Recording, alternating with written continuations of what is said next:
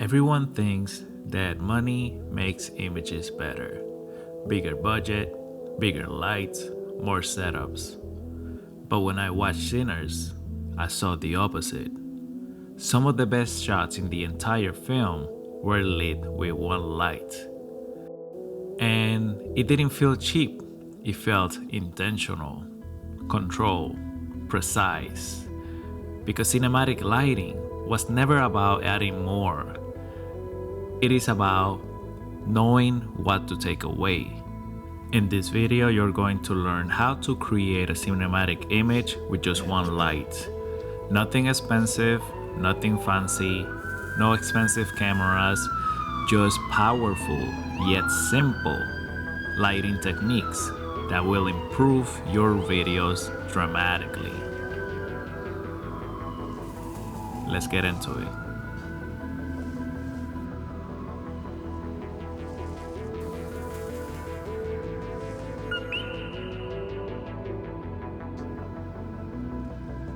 Hello, so today we're going to be creating a scene using lighting.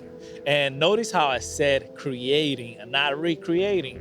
I'm not trying to recreate a scene from Sinners. I'm trying to create my own using what I have learned from the movie Sinners. So there are 5 things I look for when I'm trying to get the cinematic lighting everybody's looking for. So 5 things that you can take away with you anywhere you want, including outdoors. It doesn't matter. At the end of this video, you're going to be comfortable getting cinematic lighting anywhere. It doesn't matter where you go to. I'm going to be using things that you could afford. The camera I'm using is not an FX3, it's not a Blackmagic, it's nothing expensive. I spent $900 on it. It is the Lumix S9 and it is a beast. I recommend it for photos and video. It's what I use all the time. It's the only professional camera that I have got. A lot of people don't call it professional, but to me, professional is the person that is operating the camera, not the camera itself. So for lighting, I'm going to be using the Xium Molux X100, and it comes with a battery. This is the actual light, and it also has a Bowens adapter so that you can add diffusers and things like that. And I'm going to attach it here. And as you can see, this light is very tiny. This is a very tiny setup. And also I'm going to be using a light stand, and I'm going to be using this tiny little diffuser for the light. Nothing else, nothing fancy, everything very simple. So let's get started. All right, so first of all, I want to set up the lights. And there are 5 things that I actually look for when I'm trying to get a cinematic look. And I'm going to go through everything as I set up this light.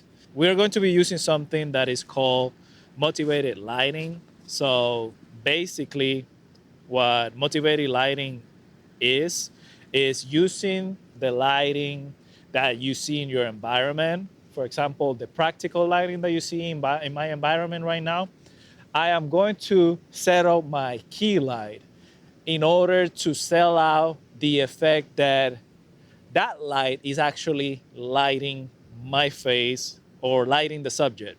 So I'm going to put the light somewhere around here, coming from that direction. So that's the second time that pose. So that it looks like that is the light that is actually lighting me up. So let's set it up somewhere around here. Over here, I have got the battery for the Xium Molux X100. And this is an incredible freaking light.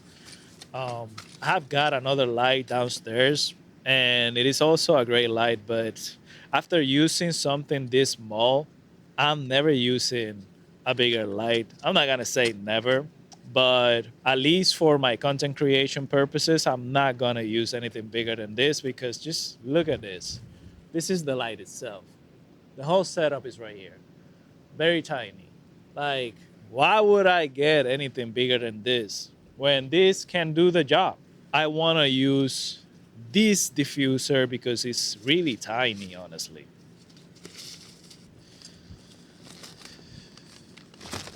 And it's like a quick setup. I'm gonna have links in the description.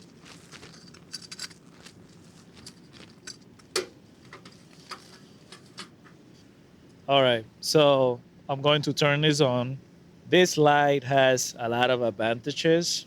One of them is that you can use the app in order to operate it. Another one that we're going to actually take advantage of today is that you could set up the temperature for this light, which you should always get a light that you could control the temperature with. This is one of them. Another thing that affects how your lighting looks is the distance between the light and the subject. And I want to have the light a little bit far away so that the light hitting me is a little bit on the softer side. I'm gonna have my light at 1% because as you can see, this light is extremely powerful. Now, another thing that you should consider when you are setting up your lighting is the temperature. We're trying to match the light to that light right there. So right now it's at 6,000 Kelvin. We want to get warmer. I think that's gonna match it. I don't have any kind of device to actually measure the actual color of that light, but I'm gonna do it with my eye. And I believe that that matches. So that is one, but what we are going to be using, and it is at 2800 Kelvin. So I have got the light set up exactly what I want it to be. So the 5 things you need to worry about when setting up your light is first, the direction. Second, the distance between the light and the subject. Third, the temperature of the light. Fourth, the diffusion of the light, which is going to dictate what kind of shape the light is going to have, how soft it's going to be, how harsh it's going to be. And lastly, you're going to be setting up the intensity. The intensity is going to help you expose your subject, whether you want your subject underexposed, overexposed, whatever effect you're trying to achieve, the intensity of the light is going to help you get there. So those are the 5 things you need to worry about. Now we're going to set a couple of angles right here so that you get to see how the shot, what the shot looks like. And let's move on.